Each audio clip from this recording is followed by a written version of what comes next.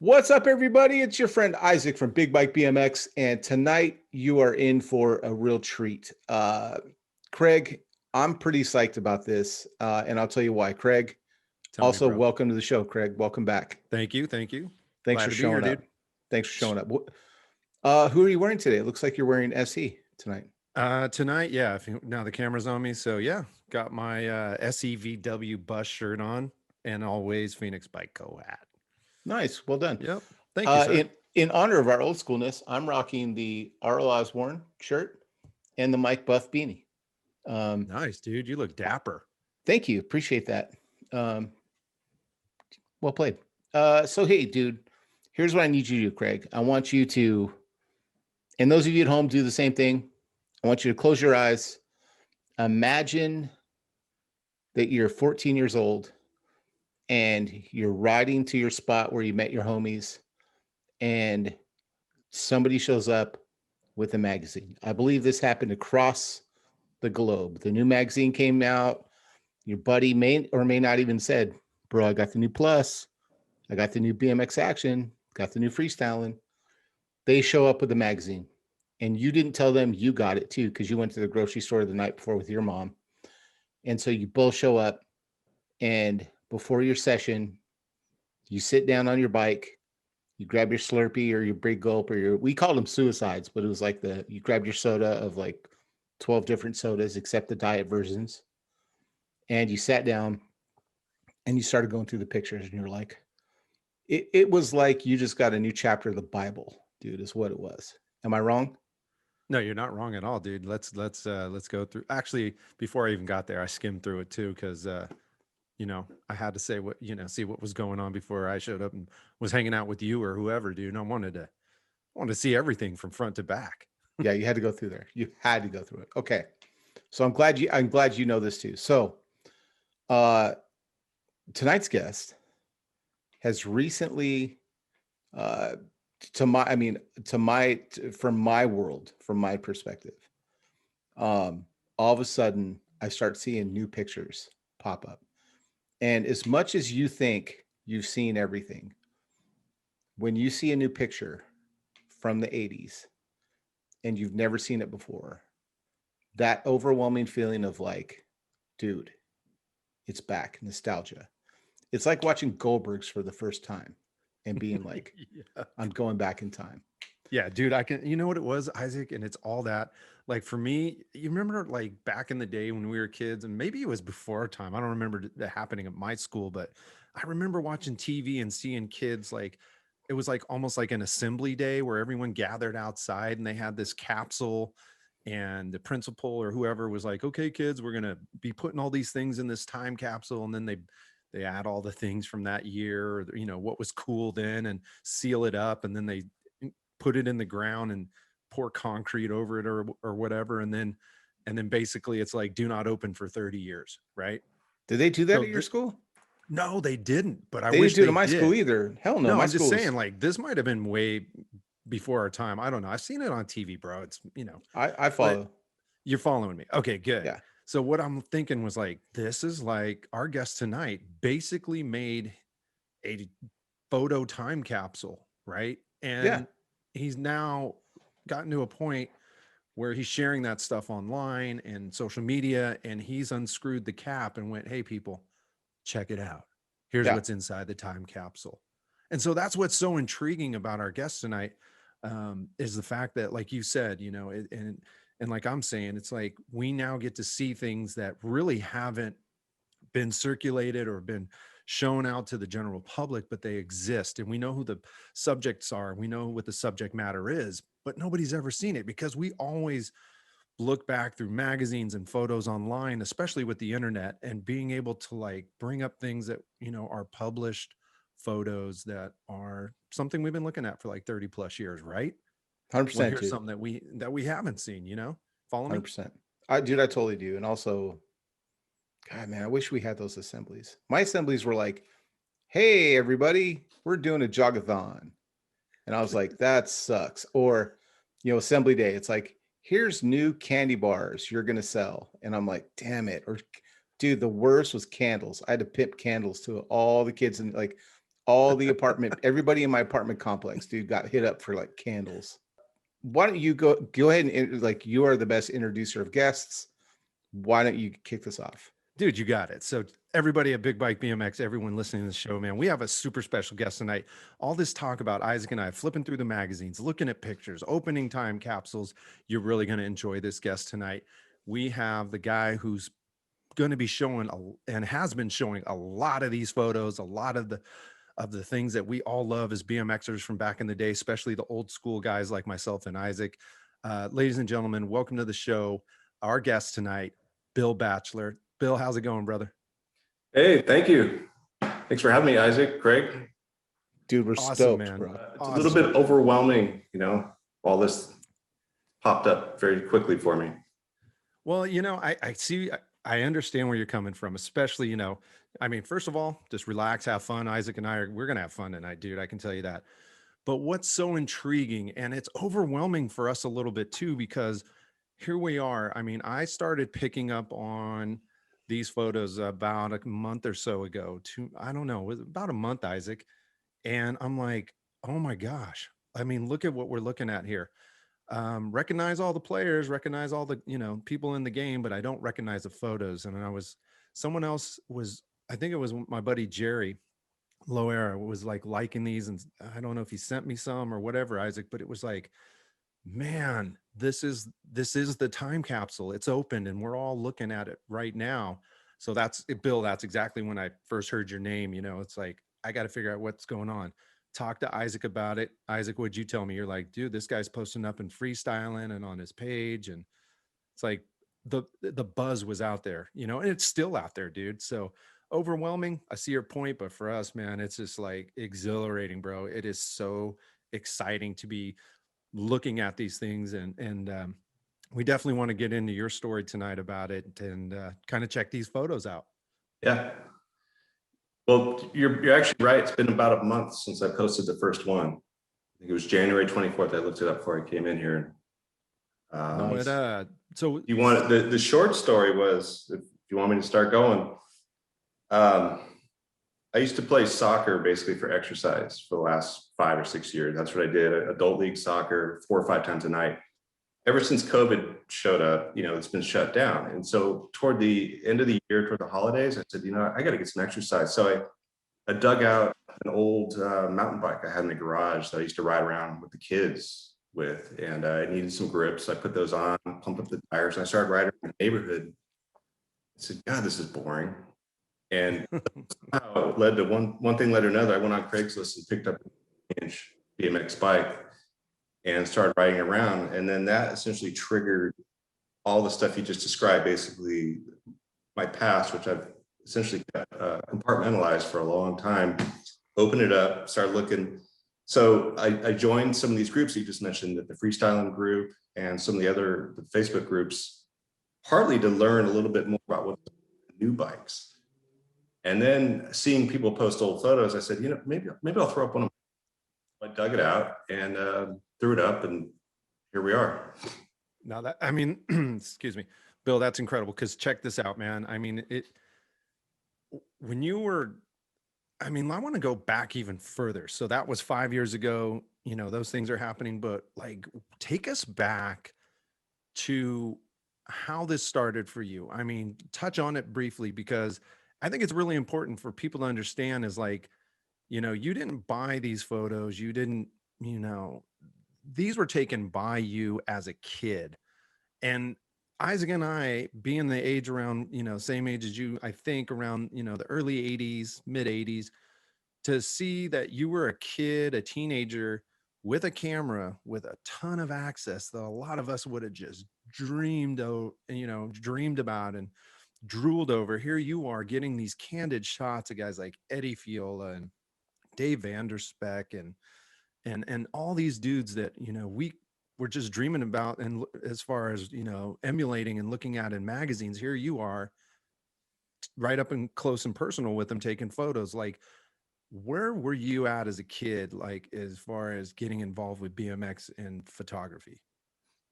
So basically, I was like you guys. I was a fanboy. I got all the magazines. I read BMX Action religiously, BMX Plus, anything I can get my hands on. and I rode bikes day and night. You know, this is the early 80s. I raced. And so at that time, my heroes were the Stu Thompsons and the Tommy Brackens and all those guys. And I was obsessed with BMX. And then Bob Haro sort of popped up, him and Mike Buff and R.L. Osborne. And, you know, then we, just like you're just talking about, I would stare over those pictures and say, wow, what are these tricks these guys are doing? And so then we'd start building little ramps like Haro had. And, you know, just like any other kid in America, just obsessed with bikes, BMX all day long. The difference was I was born in Upland, California and raised there, and the pipeline was essentially in my backyard. And going back, you know, it was built in 1977. My friends and I, we had this older, mysterious guy we knew named Spiffer. And he was this sort of surfer skater guy. He used to tell us these stories about skating at the pipeline in the 70s and with no barefoot, you know, all that stuff. And it was this sort of mythical thing. And so I probably went to pipeline about 1980. I would have been 9 at the time. And, you know, we were little kids. We had our little plastic boards and we tried to do skate stuff. They didn't allow bikes at the time. And so that became the babysitter very quickly. You know, they put a BMX track in the early, maybe 82. I raced there for a while. And then we just started moving our bikes over to the pools. And I was there constantly. You know, the great thing about the pipeline, it was open 7 days a week till 10 at night. So you could go there for $4, whatever. So I happened to be born at the right place at the right time. And as you just said, you know, these pros come and go and they're there all the time. And so I don't know what point I picked up a camera, but I think when I realized I wasn't that great of a rider, especially in the bowls, they're a little bit scary at that place. So I parked my bike, picked up a camera and just started documenting this stuff left and right. And at the time I was probably 13. Well, I was 13, you know, early 13. And it just took off from there. And I don't know. Dude, that's amazing. And here's the thing too, you guys, like, when I tell you, like, let's go back in time, I want you to remember something. And this is also for our newer fans, like, you know, my buddy Gio and people like that. Bill's explaining a process that you take for granted, because right now, you know, you want to take pictures, you can pull out your cell phone and take as many pictures as you want. But then in my day, especially the time period you're talking about, Bill, like, a camera was expensive. You probably, I'm assuming, had some type of hand-me-down, like, you know, like Goodwill thrift store camera that's, or, you know, one that your dad's like, you know, hey, I'm just not using this anymore. You could take it, go play. But the bigger thing is a roll of film. You had to actually buy film for your camera. This is gonna mind blow a lot of people. That was, let's say, $5 or whatever for a roll. And you had at best 25 photos that you could take, and you had no do-overs, and you had no idea if you got the shot. Then you take that film to a place called a Photomax, and then you had to have it developed, and that would take another 2 to 3 weeks. And so then every day you'd beg your parents, like, can we go by and see if my photos are there? And you drive through this place in some sketchy parking lot, and then finally your pictures are there. And then you look through them and you're like, maybe of the 25 that you took, there's like 3 good ones at best. So now, and that cost you probably about $5 to do that. So now you're in $10. And in kid economy, that's like your whole monthly allowance. So it's when Bill's saying, like, I got a camera, I took pictures, like, it's a big deal, you guys. So I appreciate, like, I appreciate the effort that went into what we're about to see, because, like, I mean, were you just like, are you a protege? Was it protege? Like a prodigy photographer? Like, did you have good photography friends? No, actually, so my mother's an artist, and I grew up around a lot of artists. And so there's a lot of sort of creative input with her and her friends. And so as a kid, I would watch people do that sort of stuff, but I never actually did it myself. And I started off like any kid with a little 110 or an Instamatic and just doing these, like the photomat prints. So you drive up, drop off your film, get it back later. I don't remember at what point. I think I borrowed my mom's 35 millimeter, probably just a basic Pentax. And because they were sort of in the art scene, black and white film was still cool to them. And I got a roll of black and white, loaded it up, and just started shooting. And again, early on, it started with myself just taking pictures of my buddy, jumping out of the pools, doing tricks, basically emulating stuff that Bob Harrow was doing on kick ramps. And they were what you'd imagine. There's a bunch of kids taking pictures of each other, but they were actually pretty good. And around this same time, we decided to document this stuff in a little fanzine. So that parallel with photography, but the difference that I did early on is I figured out, like you described, you would take these photos, you'd never know until you developed them what came out of it. And I learned to do my own darkroom work as a way to kind of expedite that process. And so I had Bill, hey, Isaac, Bill, sorry, Bill, didn't mean to cut you off. Isaac, Bill was not waiting for the Photo Max at all. He's got the darkroom set up. Yeah. He's like, you know what? 2-3 weeks ain't cutting it, bro. I want to go to the skate park, take those photos, and then like get into the dark room in the, at the house and see what I got. Cause I mean, you basically wanted to check out your work, right? So yeah, and I didn't have a dark room stuff. So I had a camera with a pretty basic lens, and I think it was a big step up to get a wide angle lens. And again, I don't remember, I probably asked for it for my birthday, which was in February, so probably right when I started doing this stuff. My sister's friend's dad had a dark room. He was one of those guys with something in his garage. I asked if he could show me how to develop film. And at the time, this is for kids who are older or younger now, don't remember this. You'd actually go to the library and get a book on how to do darkroom work. And so I probably got a book, read about it, how to do it. And then he taught me the basics. And then I think I got my darkroom equipment from some art student that was leaving town. And it was in the classified ads, and it's probably $100. It was pretty rudimentary stuff. And set it up and just started learning. So if you'll see on a lot of my early images, there's a lot of variability on the quality. Some are overexposed, some are underexposed or blown out, which in retrospect, it's actually kind of cool. But that was me learning how to do this. Dude, okay.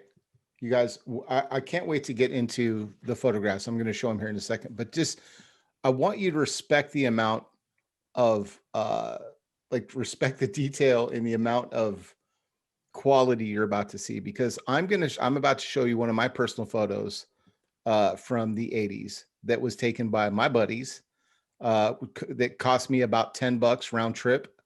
And so here's a picture of me doing a cherry picker that we thought we absolutely nailed, right? And you had like that one shot. Now, the best part, I just read this, my first real cherry picker. I wrote that in my little kid hand scratch writing. But this is what we all had. Everybody had like this level of here's my friend Adam Perry, I always talk about. But this was when somebody has enough time to stage a photo. So I'm balancing, my friend Adam's balancing, we're just being cool guys. So that's the level of photograph we were used to seeing from us. So that just gives you, I'm trying to paint the picture of what you're about to see so you understand how good this stuff is, especially that's pretty from much someone. The premium good as it gets right there, Isaac. I gotta say, dude, it's like it's staged, but it's not. Dude, know? Yeah. I mean it's so cool, the 80s pose. Yeah, dude, you call your friend and be like, dude, we're doing a photo session. Come over. And that just means that like my mom's sketchy friend that had a camera was going to be out in the parking lot at our apartment complex taking photos. So, I mean, it's not bad. It's well composed. Yeah, I'd say the timing is a little bit the timing of the leg going over leaves a little bit wanting. So, but I mean, it's all I got, so I'll take it. So, Bill, I'm going to start getting in and start showing some of these pictures because that's what people want to see. Now, those of you listening on the podcast, I cannot stress enough how much you're going to want to go to YouTube to see this. If not, Bill, quickly, I usually do this at the beginning, but where can people find you online on Instagram probably or Facebook? Yeah, the quickest place right now is Instagram at Bill_Batchelor BMX, and that's BATCHELOR BMX. That's where I'm pretty much paralleling everything that's going on Facebook. Facebook, I'm mostly in the freestyling group. I'm not a big Facebook user in general, so I think Instagram's the place to go. And there'll be a website. It's actually, there's a It's up now, BillBatchelorBMX.com. Okay, cool. I love it, dude. I'm psyched, dude. And I like you guys, I'm sorry I'm skipping forward, but I cannot wait to show you these pictures. So Bill, I apologize for not letting you get more of your story, but I got to get to this stuff because I've been waiting for a week and a half to do this. So you guys, I'm just gonna bring up a Google Drive that Bill shared with us. And Bill, just talk us through what I'm seeing. There's no chronological order. I'm literally just open up the drive and let's go for it. So here we go. First picture. I'm looking at it. To me, it looks like Brian Blyther. You are correct. Score 1 for Isaac. Craig 0. Go ahead.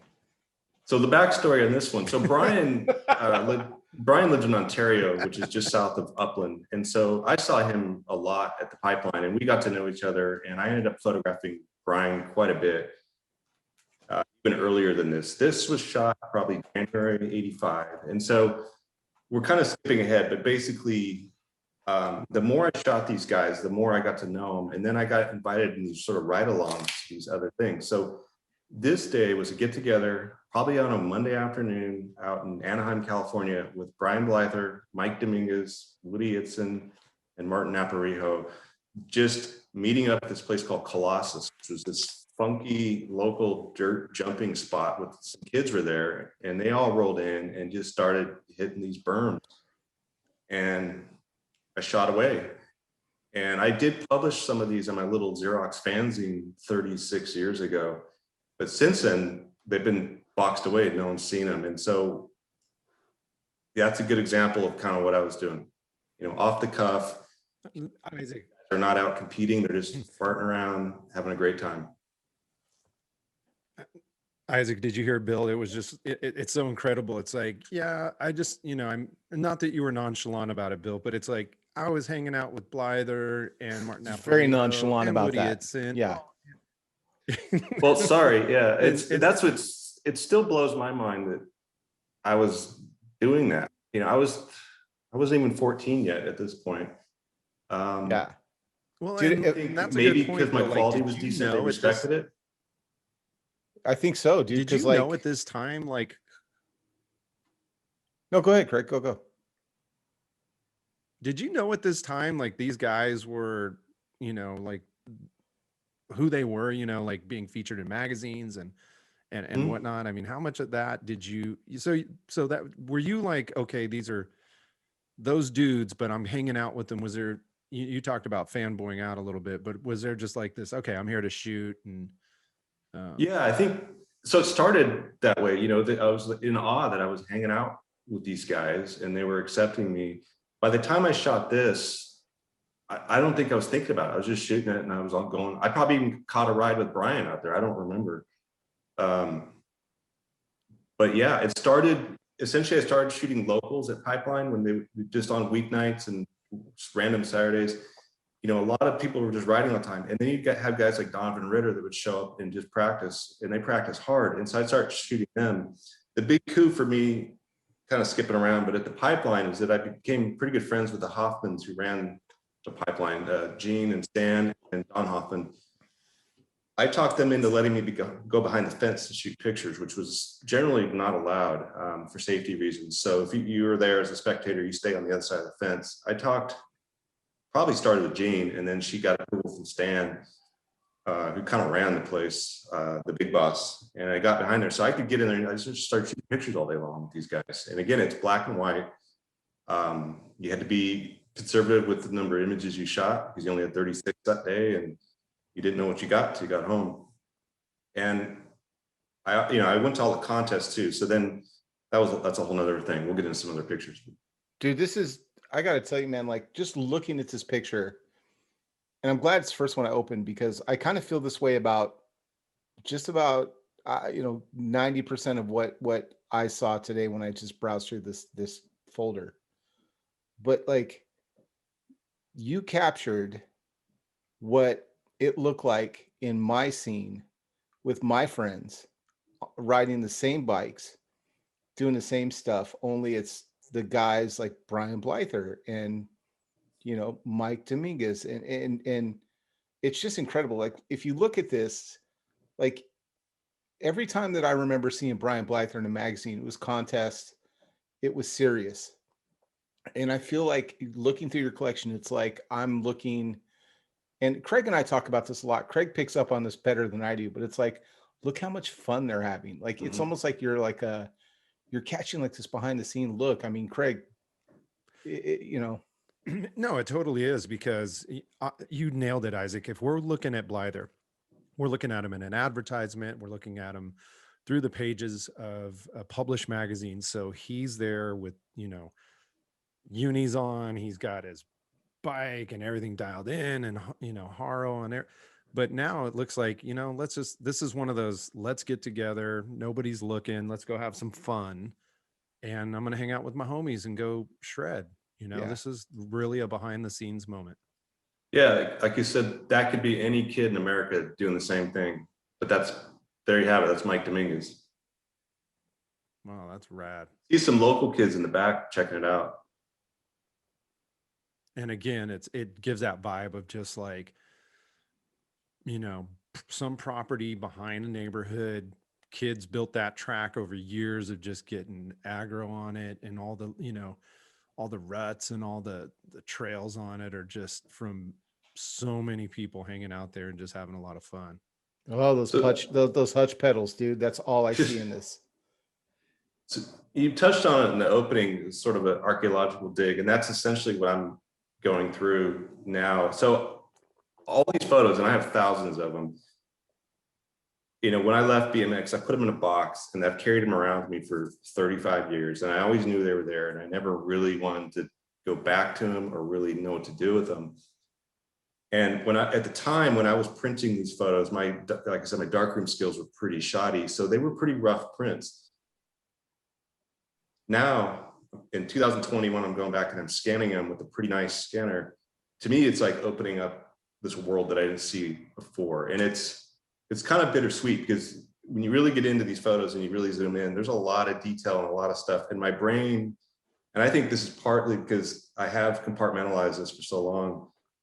I haven't worked these memories over and over and kind of reinvented the story. So I go right back to that day. I remember that it was cloudy, all these little details, and there's so much going on in there. And for me, it's pretty wild. It's almost like it happened yesterday. And I think for people like you who have never seen it, it's even, more. Yeah, I mean, out there.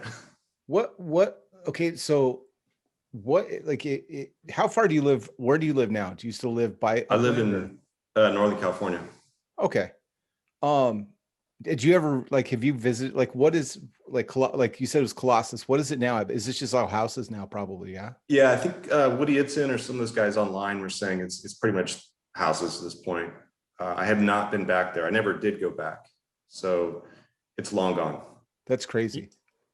Bill, as you've been showing these, have you gotten any communication from Mike Dominguez or Woody or any of the guys who you've been putting photos up? Like, if you have, what's that been like?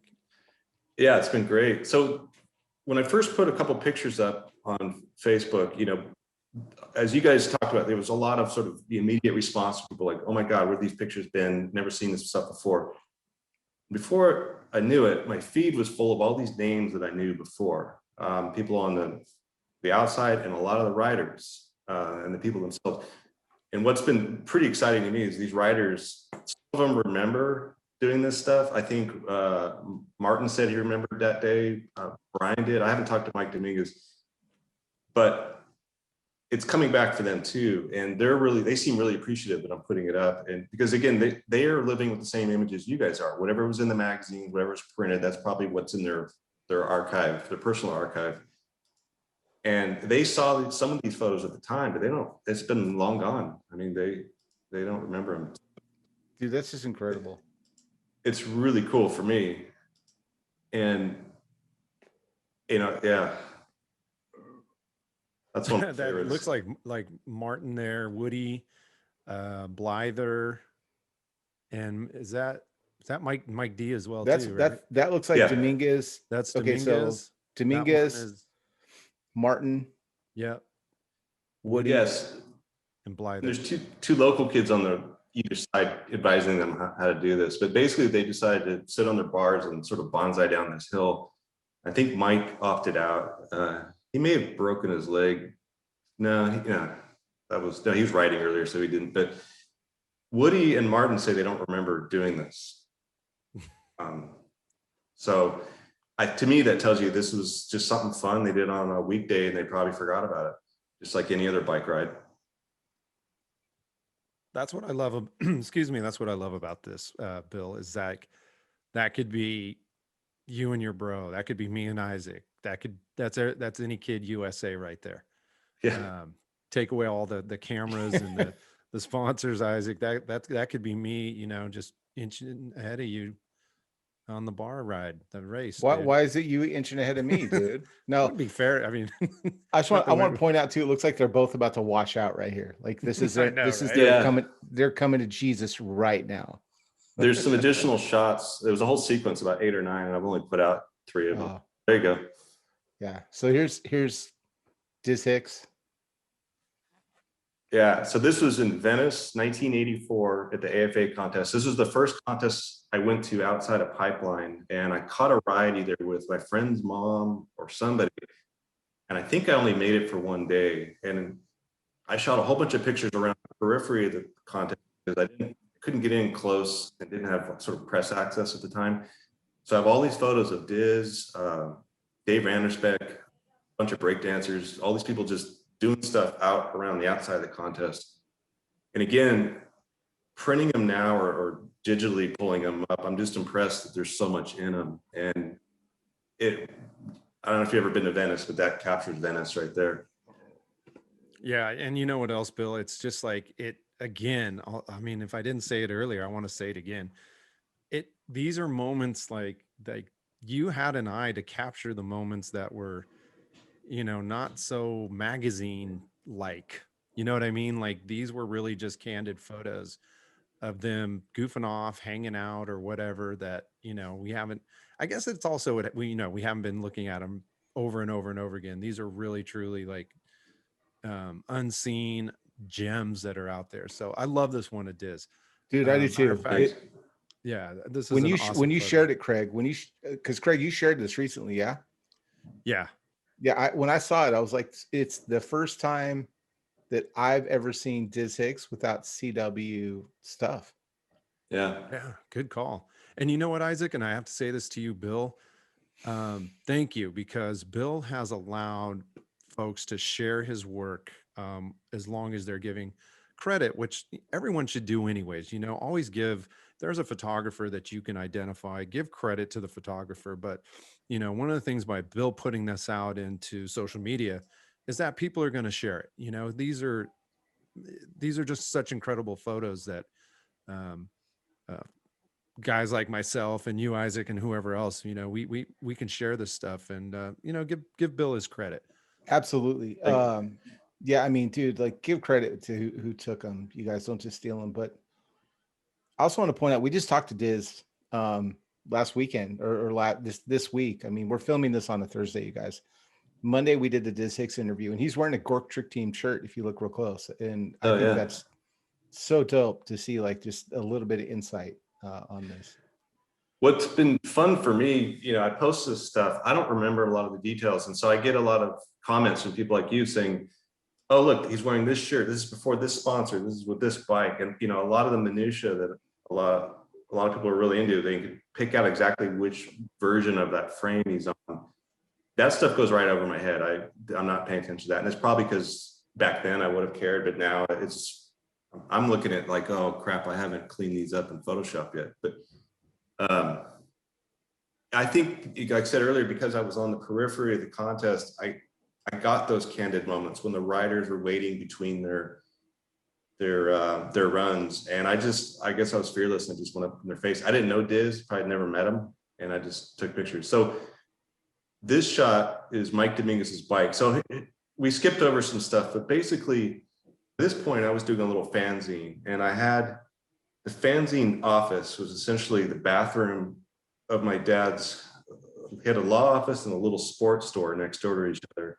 And in the back he had a spare bathroom. So that's where I put my dark room. And there's a bike shop in the same shopping center, and they had a little quarter pipe in the back. So somehow I wrangled Woody Hudson and Mike Dominguez to meet me back there behind the alley behind my dad's shop and ride the quarter pipe that day and shoot all these pictures. Again, it's probably a weekday. And I had the wherewithal to take a shot of that bike, which to me, it's kind of a beautiful picture. Dude, I want this as a poster. I'll be real honest with you. I mean, you open it up and you're like, I see a lot of bikes today, and Craig, I'm sure you feel the same way, but I see a lot of bikes that are restored. But I just seeing it in the like in its element and looking at it and just the little details, like his seat post is a little bit bent. You know what I mean? And we've all been there, dude. Yeah. Like how many times did you get a seat post and you're like, it's starting to bend, you know, and you're like, it's not bending. Right. But now, you know, I got to say, I like this one. I mean, I like photos like this because, like you said, Isaac, that was a great point.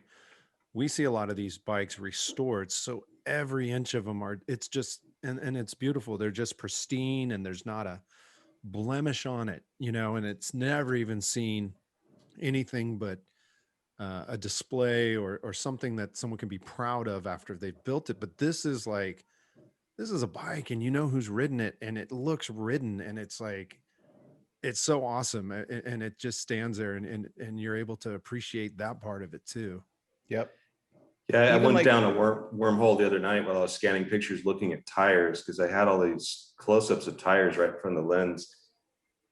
And then I put a couple up, and you know, people are like, "Oh, wait, they're using the wrong tire in the park." And there's just, it's pretty wild. Each rider had their own thing going on, and there wasn't a lot of consistency in terms of the bikes themselves and the tools and tires, all that kind of stuff. The thing that still blows my mind about this as I look backward is how the hell did I set up this meeting with two pros? I'm pretty sure it was a weekday to come to Rancho Cucamonga to meet some 13-year-old and shoot pictures with no cell phone, no internet. How we did that, I don't know. You use the magic word half pipe. Yeah. Yeah. Well, yeah, and I think these guys were hungry for coverage. So if I have a camera, they like to perform and they like to ride. So right place, right time. I asked the right biggest. I also want to point out that look at, like, my favorite part of this whole thing, dude, is like how Mike cut the pad to fit the crossbar. Like it's just cut out right here. Like he's like, yeah, it doesn't close. So you purists out there, go ahead and cut your pads. Mike did. All right, here we go. Oh yeah. There we go. Now this photo right here, Bill, this is R.L. Osborne, and this is the two hip king of the streets. And I believe, yeah, I think it is. This one actually got in the magazines, right? So you were getting, so you got some like national magazine publications for your photos as well, or was this the only one? No. So probably early 85, I met John Carr from BMX Plus. He was at the Pipeline shooting some stuff, and they actually put a little blurb in the magazine where he said I was off trying to hawk ads to Lynn Caston, who's the owner of Redline, for $30 to run them in my little magazine and shooting pictures. So I ended up shooting some pictures of John that day, and he was the editor of BMX Plus, and he ended up using that shot as sort of his little, I don't know, editor photo a couple issues later. And then he just started saying, hey, why don't you submit some stuff and start sending things in? So I did. And so my main period for photos was probably 84 to 85. By the end of 85, I was kind of done. But I got some stuff in the magazines, second half of 85. And then I moved on to other things, but they kept calling me back up till about 89. And this contest was in 1988. It was down in San Diego. And I don't remember the details. I just got a call from BMX Plus. He said, hey, go shoot this contest. So I went down there. And it's funny, you know, when I put this up a few weeks ago, I didn't realize the significance of this contest because I was a little bit detached from the scene at the time. But, you know, getting away from the AFA and just the two hip stuff and doing the street contest and all that. And what really kind of made it for me a couple of days ago, RL posted that was one of his favorite photos of him ever. And, you know, that's an honor for someone like me. Dude, yeah. Oh, yeah. That. This one, I can't turn it on Zoom, but Okay. Sorry about that. no, you're good. This is kind of a cool time capsule. So we haven't talked a lot about the magazine, but this is my room, and this was a photo of me, early 1985, in the local newspaper about me publishing my little magazines. But you can really see kind of a kid in transition. Up on the top shelf, there's all my racing trophies. The walls are plastered every inch with BMX photography in the magazines. There's some Misfits posters, some Agent Orange posters. You know, I was getting more into punk stuff at that point. And then if you're wondering why there's a huge stash of Amy grips all over the place, in my little magazine, I'd worked out a deal with, if you got a subscription for $6, you get a free pair of Amy grips. And how I managed to deal with all that. Nice. But Amy, Brad, who's the sales rep at Amy, hooked me up with like 50 boxes of those things. And so how many pairs do you have left? all over my room. There's my camera, and I'm wearing a Haro shirt. And there you go. Shout out Nice, to the dude. shout out to the '84 Olympics towel just hanging on your wall there. Totally, yeah. And I think I put up a photo of, oh yeah, there's a story. Yep. That was more for your background info, but I love it. cool. Yeah, there you go. So I did 8 issues of this magazine called Tricks and More. The first couple I did with my friends, but by issue number 2, I had Dave Mannerspec on the cover. And then this is really where the purpose of my photography at the time is I just shot for this thing. And you can see, you know, from left to right, top to bottom, the magazine's progressing, the photography getting better. And also, you know, by the 4th, 5th issue, you've got Brian Blyther on the cover, Woody Itson, Steve McLeod, Martin. So I was clearly working my way in. Well, before you, and let's look at one of those issues, because the second one from left on the bottom, it's hold on. If you can go back, Isaac, Mike Dominguez, or it's interview Mike Dominguez, Woody Itson. Did you get some exclusive interviews as well as taking photos here? I mean, Yeah. how did that all pan out? Yeah, the interviews are pretty silly when you go back and read them now, but yeah, same thing. I just go up and call them on the phone or see them at a contest. In this case, both Mike and Woody, that photo we were just looking at of his bike, they met me behind my dad's store and law office, and we did an interview and shot a bunch of pictures. The one on the far right of Martin, I was going through the negatives, and there's actually 2 locations we shot at, and one was at this little strip mall in Upland, about 3 miles from the pipeline. And then it looks like we changed locations to this other place, which is on the cover, which is the Montclair Plaza. You know, why I didn't pick more scenic locations, I don't know. But so somehow, again, I managed to get Martin to come out with no cell phone, show up, change locations, shoot like 3 rolls of film, and off he goes. You know, I like that. I like that you got a little bit more expensive by issue 4. That Yeah. you know, inflation. So these things I printed a lot. So print is a generous word. My dad, you know, he was an attorney, and he had a little Xerox copier, and his secretary had a pretty nice typewriter where you could change fonts on it. You had a little ball of the fonts. And so after hours, when she was gone, I'd change the font and put a different one in, and I'd type all night. And then use the copier to make as many copies as I could stand. And I think she used to kind of on the sly buy extra toner just to keep me going. I don't know if my dad knew about that. And I would print hundreds of these things, and they were sold at the pipeline, bike shops. I used to sell them around contests, that sort of thing. And then I actually had subscribers. So I don't remember, you know, this all happened without internet. Somehow I got subscribers. People would send me money. That's dope, dude. All right. And, took it pretty seriously. Yeah, so these are from these magazines. That's Bob Osborne, Donovan Ritter's holding the pole, Eddie Fiola getting what I call the 8'2" air. You know, these are Xerox versions of my pictures, but you get the idea. Yeah, totally. There you go, Steve McLeod.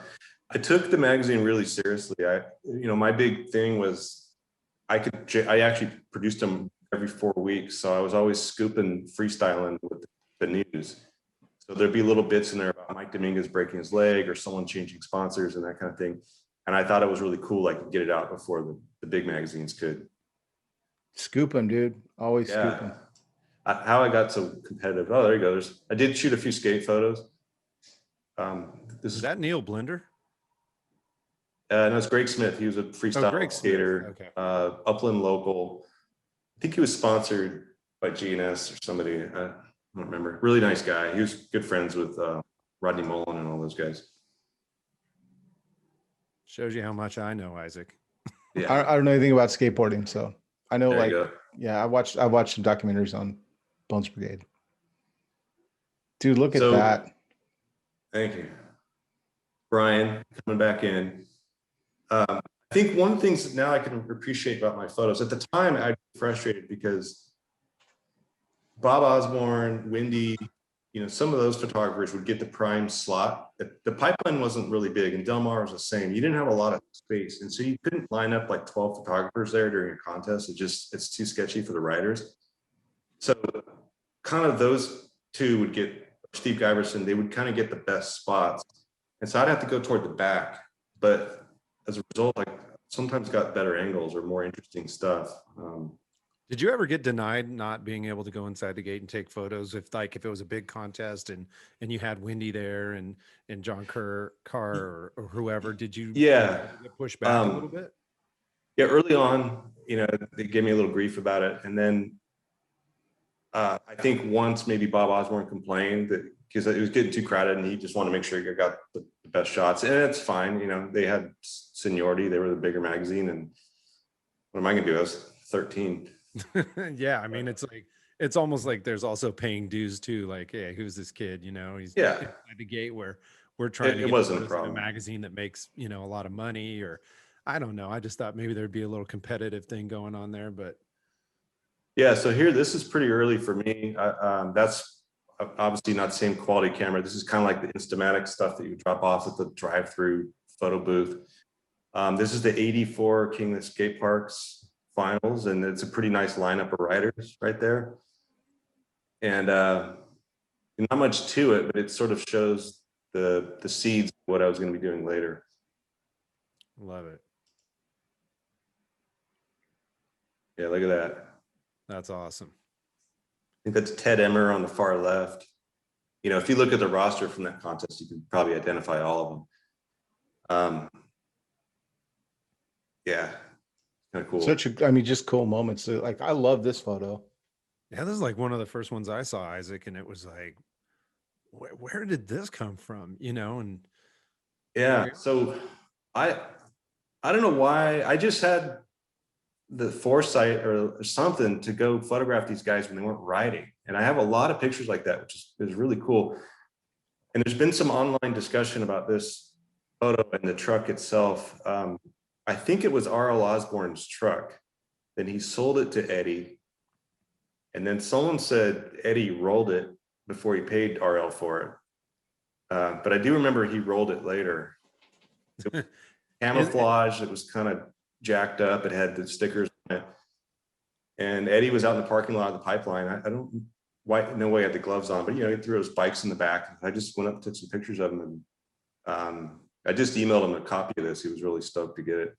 I got to say, Bill, like looking at all the photos, so like just the photo alone creates its own buzz, but then the details and the stories and people's chatter, like you'll post a photo up, like this one in particular, it created its own, had its own thread. Obviously people are like, oh, that's Eddie's truck. No, I think that was RL's, and there's just so much going on with every photo. Like the guys out there, the fans, and especially people who really pay attention to detail or know a little bit about this, pretty soon you're in like 50 to 60, 70, 100 comments just about the truck, Yeah. And, and I'm relying on the crowdsourcing to help me remember stuff. There's some things that are crystal clear to me, parts that I don't remember. No, I think it's cool. I remember taking the picture. Yeah. And so you'll see, these negatives are kind of rough in some spots. I haven't cleaned it up. I keep getting lost in the vintage cars. Really strikes me how long ago this was when you start looking at the cars. But that's John Kerr. I think he pronounced the car. It goes either way, but BMX Plus. He called out Steve McLeod had come out of nowhere and became this hot new rider. and was getting crazy airs late 84, early 85. So John set up a photo session for BMX. And that same day, Mike Dominguez was there and Donovan Ritter, and they were all, I have shots of all of them. Hang on, my computer's doing something. I think what blows my mind again is, how did I know about this shoot? Was I just hanging out the pipeline that day and they started, you know, the real photographers showed up, or did someone tip me off that this was going to happen? I don't know, but I was there. Dude, so you cool were, though. man. There you go. I think this is the same day. But no, yeah, maybe. You know, they dressed up when the photographers came out because they had sponsors and they had to do it. But that's Mike, just hanging out. Yeah. I think by this point, these guys are sort of used to me, and I just get in their face with the camera, and they didn't complain. You know, they weren't much older than me. I mean, Mike might have been 17. I was probably 14. Yeah, I was gonna say they were not typically, but they were like literally not much older than you. So like and probably they're just looking, you know, to do something for their sponsor or whatever, like you were saying. But you know, here you are just taking some pictures, and the thing is, they probably have seen you around, so it's like, oh, there's that kid. You know, it's not like they think you're gonna snake pictures or anything. I was a pretty familiar presence, whether they knew my name or not. I was always there. I like that one. And you see, you know, the photography, that my compositions are getting good, but the technicality is a little bit washed out. You know, there's a lot of stuff going on, and I think what I can appreciate now is that, yeah, there's probably better photography of this era that's out there that's technically more perfect, but the rawness of this is sort of what attracts me, and I think it's attracting others. It's sort of real. It is, man. And what else? I mean, Isaac might have mentioned it earlier. Like, there are guys out there who are looking not only at, you know, their composition or this or that.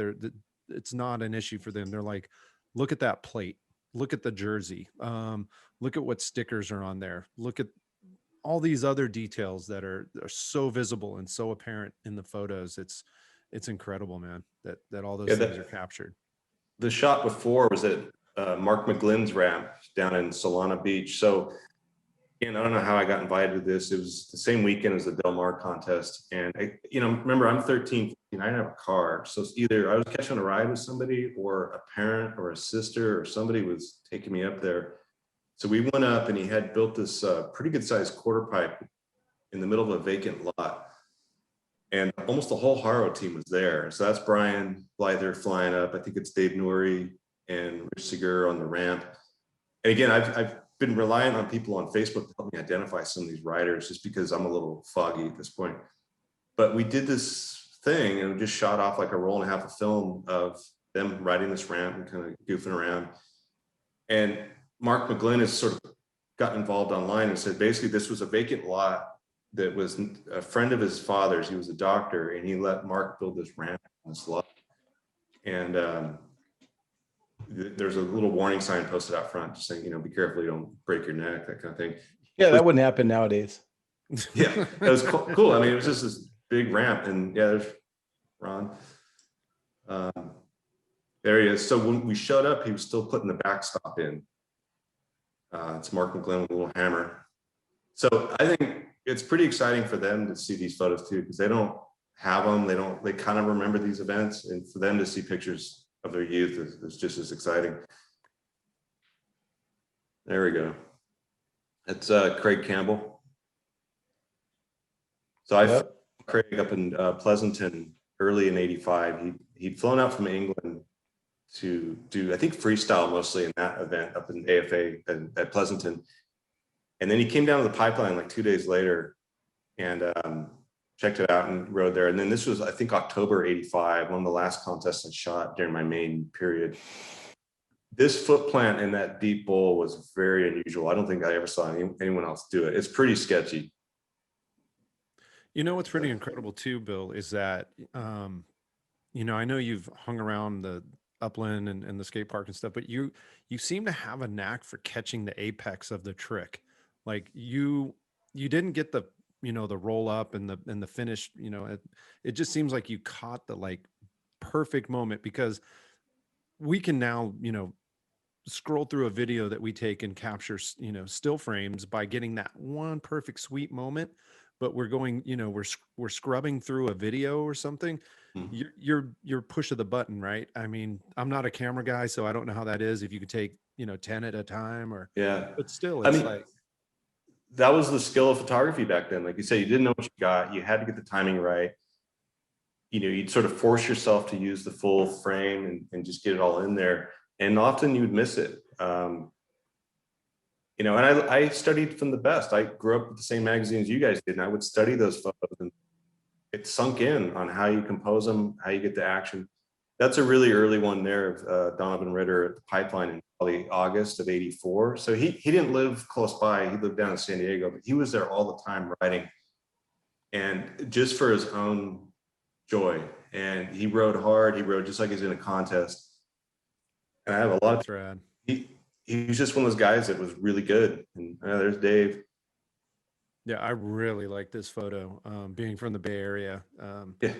Vander was definitely an icon from this area, and so capturing these, especially this color photo is just awesome, man. It really looks good. I had those elbow pads, by the way. So I didn't shoot color much at all, mainly because it's expensive and I had no use for it. So if I was putting these in my own magazine, it was all Xerox, so black and white made sense. I don't know why I shot a roll of color at this contest. I probably just had a roll. So I would scrounge film wherever I could get it. If I had a roll of, I shot mostly Tri-X black and white, but if someone gave me a roll of film, I'd throw it in the camera and shoot it. So Vander was a great guy. I flew up to stay at his house when I was 14. I don't know how my parents let me do that. That guy was nuts. But the weekend at his house, shot a bunch of pictures, went to the contest, and Dave was cool. There's some good pictures of Dave coming up, you guys. Yeah. So this is I knew him as Robbie Mccurry. He was probably 13 at the time. Now he's Rob Mccurry. He was an Upland, Ontario local and rode really well. I think he ended up by GT, and he and I have been talking a lot lately, and just the memories. He had his brother Randy rode with him a lot. This was a little bike shop in 1984 that was doing a clearance sale. So they set up a couple of ramps in the parking lot to attract a crowd, and there's no one there. And it was Brian Blyther, Robbie Mccurry, Jeff Carroll, and they just rode these quarter pipes. And by the end of the afternoon, they got bored with that, so they moved the pipes around, or the ramps, sorry, and just shot off into this ice plant along the road. And so I have a bunch of pictures there of just these sort of, bailout jumps. It was a lot of fun. So back to, the commentary I'm getting from these riders, that Brian was telling me last week that this was the day that he decided he wanted to do this forever. And he said he rode up home that night with a big smile on his face. He said, I want to do this for a living. And that was pretty cool to hear that. That's pretty dope, dude. And I also want to point out that he's doing it on one-piece cranks. So all you old dudes that feel like you have to have bullseye cranks that are $300 and $200 bottom brackets because you ride so hard, I promise you he rode harder than you'll ever ride, and he's doing it on one-piece cranks. Just pointing that out. Bill, so as Isaac's scrolling through these awesome photos, and I'd love for you to jump in if you want to talk about them, but what is is there going to be like a book or some type of publishing that folks can like look at these as well, and have like a commemoration or something that they can flip through? Like Dominic Phipps put out a book called The Birth of the Freestyle Movement that had a lot of candid photos in it as well. And I think, it's not that I think, this absolutely 100% garnishes that type of attention to have its own publishing. Are you interested, or have you had any thoughts about doing anything like that? Yeah, it's all coming together pretty quickly. For the last 3 weeks, I've been writing all this down, a lot of this, sort of the backstory. And then the next step is I'm going to get some of the writers to talk about the photos and what they remember from the day. So I think the goal on my end is to put a book together. I need to do it quickly before I lose interest. That's sort of how I work. But I'd like to make a book that encapsulates, it's not so much about me, but just about this sort of off the cuff perspective on that whole era, and make it available. I want to do a real book. It should look nice. It'd be great to get something out by this end of summer, let's say. And I think second to that, I would like to be able to offer some sort of prints of these for people that want them and want to hang them on their wall.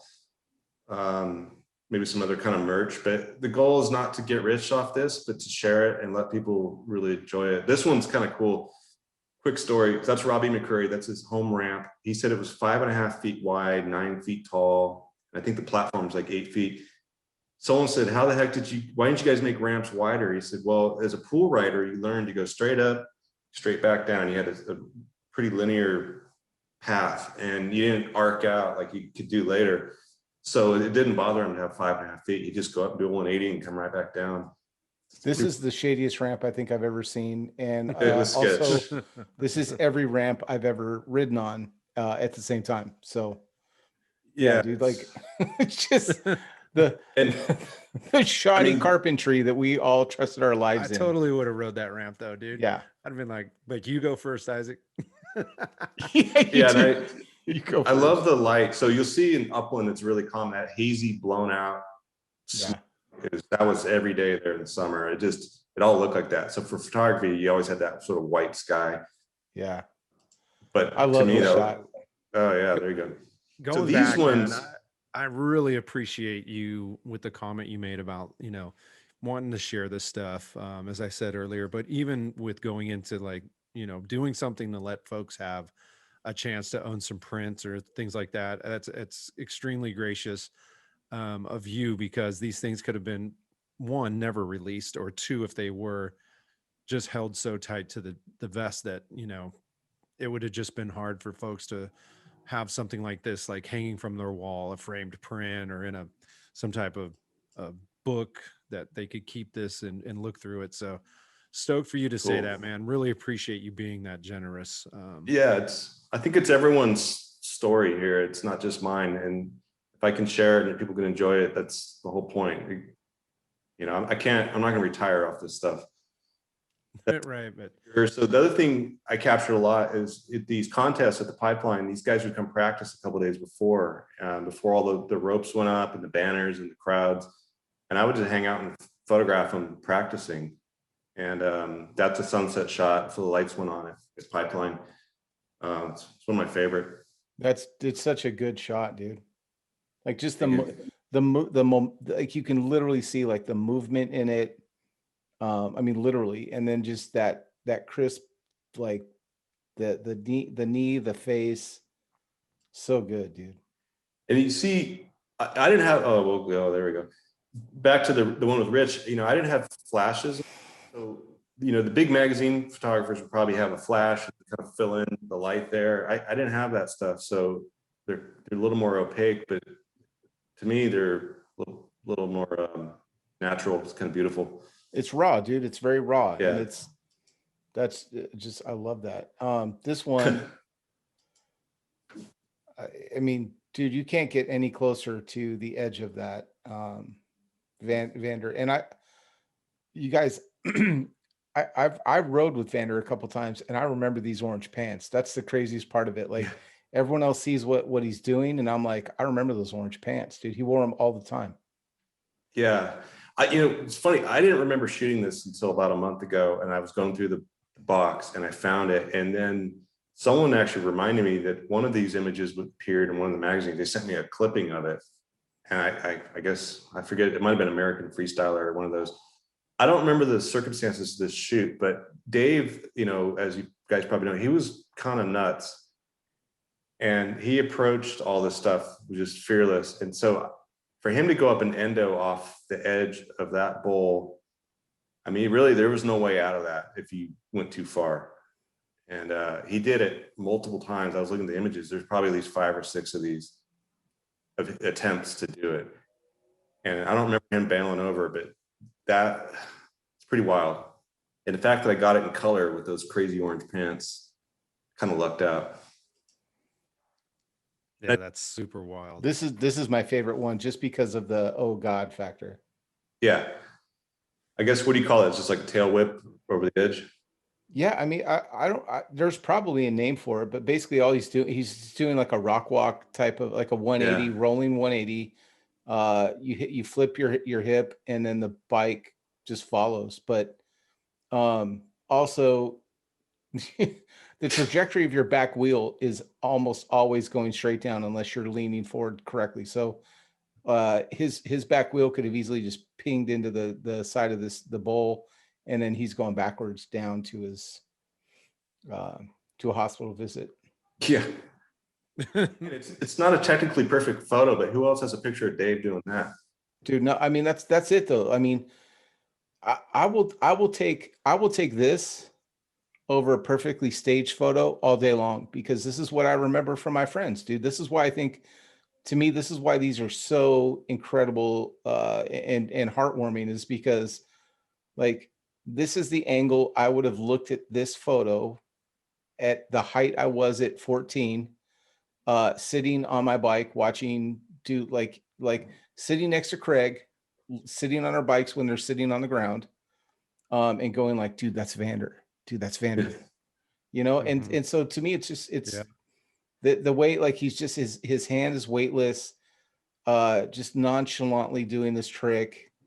You know, and he probably was clucking like a chicken 10 seconds before it, because he was just doing what Vander does, dude. It's just so cool. Like, I mean, this is another one I would buy. Yeah. Just, I don't know why, but it's just one of those things, like, this is like the unpublished magazine that we just didn't get to see. I was telling Craig that earlier. Like, looking through this is like looking through a magazine we never got to see. I mean, what's nuts is that was from San Diego, 1985. I have like 8 rolls of black and white film, and I have like 2 color slides. How I got the 2 Curb Dogs, you know, faceplate and color, I don't know. I just maybe I had a second camera with a color roll in it. But that's also San Diego. Again, you know, it's not correct. It's got like this power line running through it, but who cares? I mean, did you have it looks like you had a fisheye lens? Yeah. So again, the real pros had really nice Nikon fisheyes that were hundreds of thousands of dollars. I had like this cheapo screw-on one for a while that would really sort of blow out the corners. And then eventually I did get a 20 millimeter, which that's what this might be. So it's pretty close to a fisheye, but my original one was kind of a novelty fisheye where you get the round frame and everything's just bubbled out, and you know. Yeah, magazine went to 75 cents, bro. I see what you did. Yeah. Got some gear. Upgraded that fisheye. That's what you did. Like, I have no idea who this is. Brian Blyther. That's Brian Blyther. Yeah. Pretty sure. That's early. That's like late 84, maybe. I don't know. Again, you guys seem to know the history of when people picked up sponsors and change and all that, but that's just an off day at the pipeline. Based on that light, I'd say it's afternoon. And I love his striped Vans. Yeah, dude, those are dope. I'll have to go to Craig. Craig's my encyclopedia of freestyle. I remember freestyle. Craig is basically the traveling scholar. I wish I could tell you for this one, but I'm not 100%. I think that is though. I think it's Brian.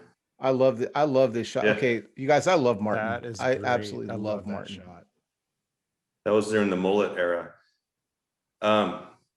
So here's this was during a contest. This is probably a good example. Maybe I got kicked out during one of the runs. I couldn't be inside the fence because it was too crowded. So I was hanging around out sort of, I guess you'd call it like a pit area or staging area, and Martin was there. And obviously, you know, I don't think Martin ever rode in those skate park contests, at least later. So he wasn't participating, but he was obviously there watching. He might have been a judge too. And I probably just came up behind him and got in his face, and he turned around, and there you go. That's so dope, dude. I mean, here's the thing. You got kicked out, but so did Martin. So you're not in bad company. Mark McGlynn, he said he was 14 in this picture. Again, I'm glad I got some of these sort of candid moments of it, like before his run, after his run. I don't know. Dude, the candid photos I think are almost my favorite. I'm not gonna lie. I just like it. Hugo, by the way, this is Hugo, you guys. Yeah. I like this picture a lot. So this one's cropped. Anything where you get crowd reaction too. You can see the bowl in the full picture, but I thought the crowd was way cooler. And I mean, the fact, you know, Hugo flying at him, but just the expression of the little kids on the lower left and the girls. I'm not really sure what's going on with his hand, dude. Like I prefer his hand was on the grip, but yeah, there's a sequence to that this whole jump. He might have bailed off of that right after. I don't remember. I can look. But to me, that just captures those contests, the excitement. There's some skater kids mixed in there, getting sucked into the energy. I don't know. It's cool. And that's look at the kids with into the these Pro Tech negatives. helmets on, Isaac, the ones that are like ready to go. dude, I love Right in like, the okay, crowd. so like Guy they up got in those the- like the hockey helmets up here, right here. Like Yeah. these dudes, like this guy with his Mork suspenders on. Yeah. Like I remember this, dude. Like this guy for sure got laid that night. Look at that And belt then- buckle. all those Instamatic cameras. I mean, so I could get lost in these details for days. But You got super fan right here. I love that guy yeah, with his shorts, with his like coach, his like 84 gym shorts. those are OP shorts, probably. Yeah, The Dude, for coaches, sure they're the OP. Coaches shorts. and yeah. the Got the OP kid on the coach lower shorts. left, it's the little on the portlier side. I went to school with him. I don't remember his name though, and I think he was troubled.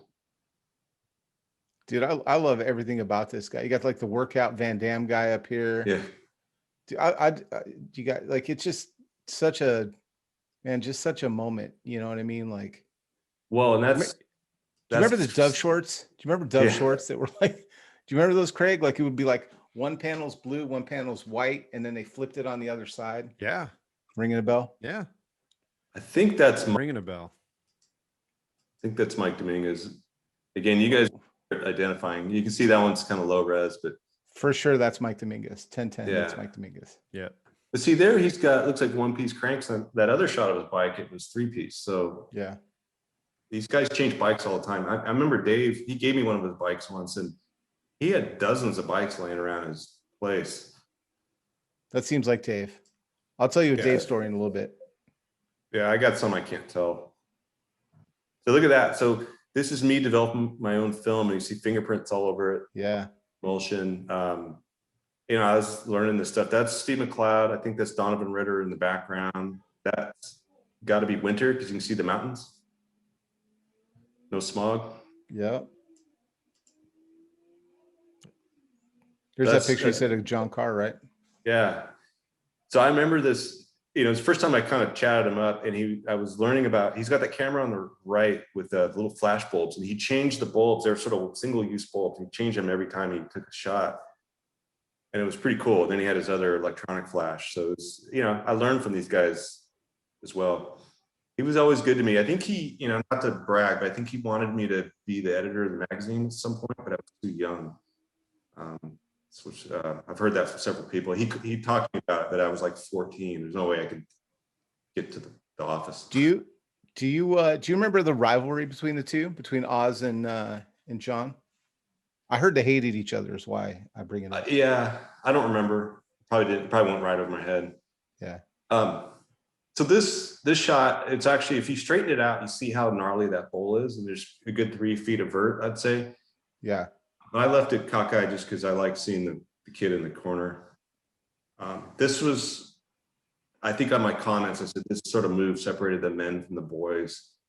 I never had the nerve to drop in like that. That's a scary place to drop in. Yeah, no, I'm good, dude. That's a no Yeah. for me, dog. Yeah. Yeah. Yeah, so this is kind of early. I have a ton of this stuff, and it's basically just local kids flying out of the bulls at Pipeline. And a lot of people don't know that there were the main bulls you'd see in the contest, and then behind it there were 3 or 4 smaller bulls that you basically could jump between them. And it's so different. I mean, now the new skate parks, you can do that all day long, but it was a big deal to catch air out of those and then land in the next bull. Yeah. And that's a little fella right there, dude. Like that's not a very big dude. No, I love that.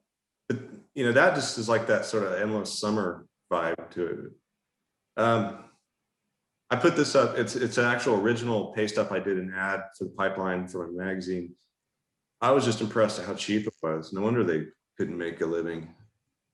It was at 50 cents. I know this is the 80s, but that's pretty reasonable to go spend all day there. And in fact, they're open till 9 or 10 at night every day. The neighbors, I think, hated it. There was the actual house next door to them, and they had these big, stadium lights, and it was probably pretty annoying hearing punk rock all day long. And Yeah.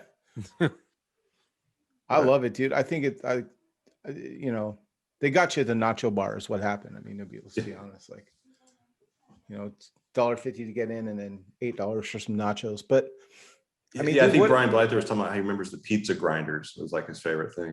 Yeah. Dude, okay, so I love the idea. Like, I can't wait to see the book. I can't wait to see what you haven't released yet. Please make a lot of those portraits available some way for me to buy them, because I have a lot of space behind me and I would love to have that stuff. And what I also love, and you know, for fans that are looking at this, I mean, once these are available for you to purchase, most of these riders are readily available to talk to on social media. I'm sure if you sent, you know, one of those pictures to Eddie Fiola and you know, offered to buy him a coffee or something like that, he might sign a photo or two. So, you know, this is our history. This is where we came from. This is where it all started. And I mean, for me, dude, thank you for sharing this with us. Thank you for coming on tonight and just giving us a break from COVID and from pandemic and from, you know, the stresses of work, where Craig and I can sit back like we love to do and just talk about, man, remember the good old days. You know what I mean? And I know I sound like an old man in that moment, but you know what? I am an old man and I love looking at this stuff. And I love looking at, just like you captured so much cool stuff. Like the crowd is, it's almost like the crowds are as important as the subject matter, you know, in some of those photos. And sometimes like just the crowd reaction is almost more important than what we saw. I mean, Craig, what are your emotions? What are you feeling? Cause I'm definitely feeling overwhelmed with nostalgia. And I know we're going to end this, and Craig and I are going to spend 2 hours talking about this tonight. Yeah, totally, dude. And I said it earlier. I mean, and Bill mentioned it too. It is overwhelming to a point of where it's like excitement, though. It's not, you know, anything but like pure stoke. It's just being able to peek into something that Bill has done and look at everything as far as the, you know, Bill seeing, you know, maybe Bill seeing more like the photographs quality, or it's what do they call it, composure and all those things. Composition, yeah. Can't help. And that shows you how much I don't know Yeah. about photography, and not to take away anything from Bill, you know, knowing these guys and you know, he was there. It's a picture that we're looking at, but Bill got to be there. He's back there, you know, at that dirt track. He's inside the gate at Pipeline. But for me, it's just like, I'm feeling just like I did when I first stumbled upon this. It's like, what's next? Ooh, there's going to be more.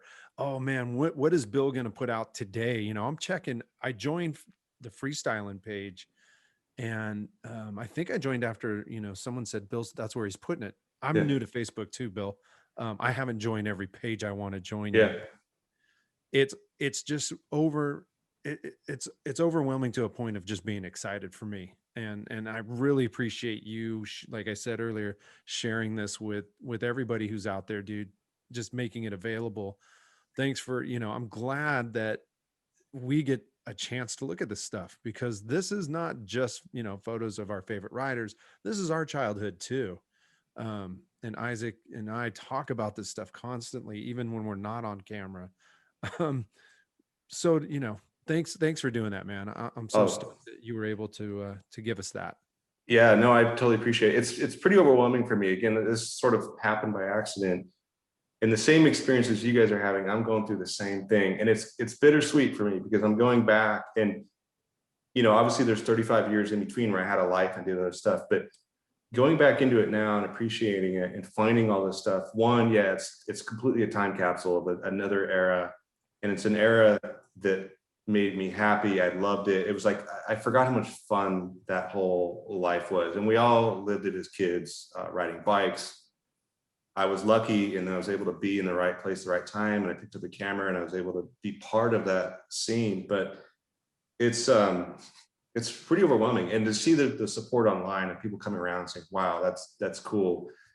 I can fully appreciate it. And so my goal here at this point is to steward the material out so everyone can enjoy it and share it. And it's an archive that's meant to be seen. And sorry it took me so long, but you know, had other stuff going on. No apologies necessary, man, because Isaac, we're looking at it now. This is, from the point that you said, hey, everybody, check this out. From that moment on forever in BMX history, your photos are included in some of the best and most like exciting things that can be a part of that sport. So Thank good you job, so bro. much. Yeah, it's my pleasure, and I'm just blown away by the support from you two and everybody. It's actually really fun to do this. It's an adventure that I'm sort of reliving, and because I'm one of those people, I go forward, I don't look back, and so to stop for a minute and go back and look at this, it's really rewarding. Dude, well, Bill, thanks for hanging out with us for so long. You guys, I'll start wrapping up, and Bill, I can't wait to see what you provide for us to buy. I'm all in on it, dude. I'll buy the book sight unseen just based off of what I've seen here. And thanks for taking the moment just to share some of these stories that I've never heard, and give me insight into what it was like to be friends with my heroes. You lived you have, pardon the pun, but man, you had a different lens on freestyle than I had growing up in Northern California, and Craig had. And so just giving us like an extra layer to remember and have fun. And because, man, I can look at myself, I'm a father, I'm a husband, I have responsibility. And any moment that I can just kind of have to myself tonight, I'm going to fall asleep, and I'm going to be thinking about what it was like the first time we saw the video of Hugo in the bowl, you know what I mean? And I think, Agent Orange, I think, was on the VHS. I couldn't even tell you what VHS tape it was, but you know what I mean? I can just think like, things can't get much worse for me. I haven't listened to that song, dude, in probably 20 years, but like, sometimes I'd rather die. You know what I mean? Like Bloodstains, dude, there it is. Okay. Yep. You're watching my brain catch up and have like these.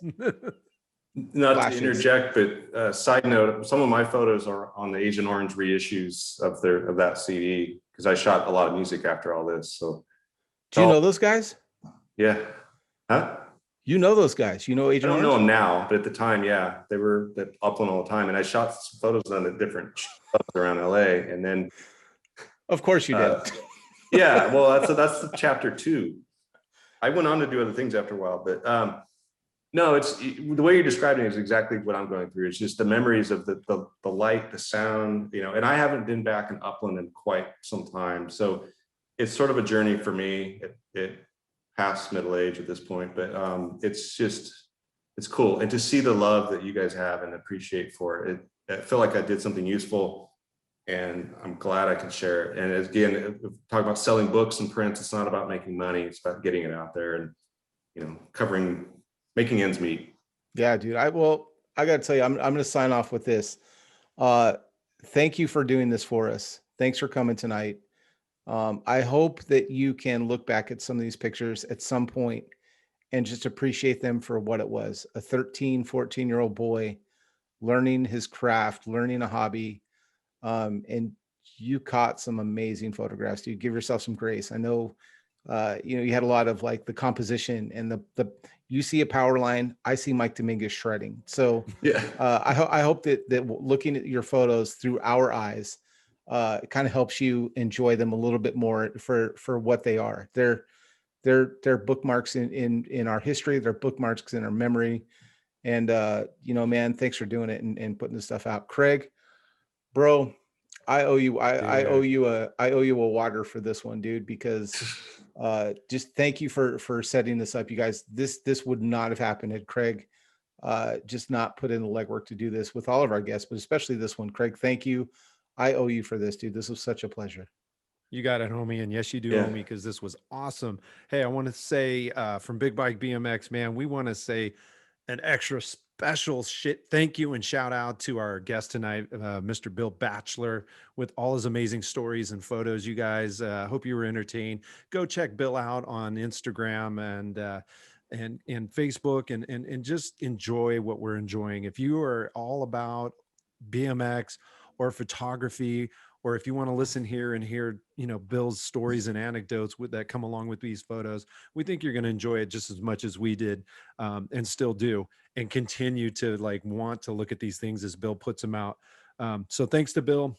We want to give a Thank you. huge shout out to our show sponsors, KnightBikeCompany, PhoenixBikeCo, RideOutSupply, Etnies Shoes, CrushedMX, OldBones Therapy, and say, go check those guys out too. And thank you for supporting the show. Isaac and I wish you all the best, and we are out of here.